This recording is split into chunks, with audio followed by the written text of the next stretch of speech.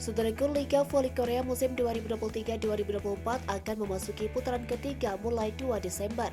Tim Daejeon Jungwon Respak yang diperkuat oleh pebola voli putri Indonesia Megawati Hanggasin Pertiwi menutup penampilan pada laga terakhir putaran kedua Liga Voli Korea pada Selasa 28 November dengan kemenangan. Berlaga di Daejeon Chungmu Gymnasium Korea Selatan, Respak mengalahkan Alpepar Saving Bank dengan skor 3-1. Kemenangan tersebut penting bagi Megawati dan kawan-kawan untuk bangkit setelah kalah dalam 5 pertandingan beruntun pada putaran kedua.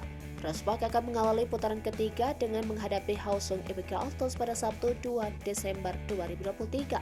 Laga ini menjadi kesempatan bagi tim yang dilatih oleh Ko Hae-jin tersebut untuk membalas kekalahan. Pada putaran kedua, Respak kalah dari IBK Altos dengan skor 1-3. Megawati mengakui bahwa 5 kekalahan beruntun yang dialami oleh timnya membuatnya cukup terpuruk.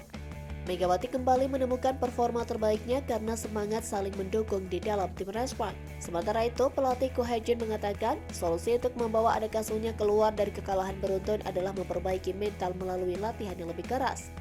Setelah putaran kedua, Respak berada di posisi keempat dari 7 tim yang berlaga dengan koleksi 16 poin.